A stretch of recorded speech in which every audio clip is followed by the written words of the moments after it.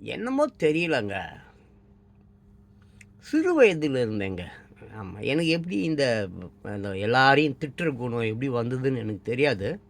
But என் கண்ணுக்கு முன்னால அக்கிரமங்கள் நடக்கும்போது, தவறுகள் நடக்கும்போது, அத தட்டி கேட்கணுன்னு உடம்பு அப்படியே துடிக்குது.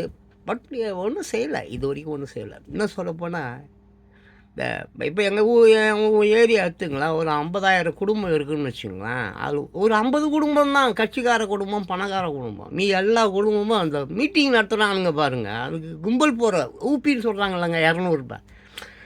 அப்படிப்பட்ட இது மெயின் இவ்வளோ பேசுகிறேன் நான். என் பொண்டாட்டியே வந்து அந்த மாதிரி கூட்டத்துக்கு ஆள் கூட்டின்னு போவா. பொம்பளைங்க, ஆம்பளைங்கலாம் கூட்டின்னு போவா. துட்டு வாங்குவா. ஒன்றும் செய்ய முடியாதுங்க இந்த உலகத்தில். ஒன்றும் செய்ய முடியாது. ஊப்பி ஊப்பி ரூ. 200. ரூ. 300 ஒன்று இருக்குது. அது வேணாம் பாவம். அவங்க அது பாவம் பஸ் ஸ்டாண்ட், ரயில்வே ஸ்டேஷனில் பெண்கள் ரூ. 300 அதெல்லாம் மாறவே மாறாதாங்க.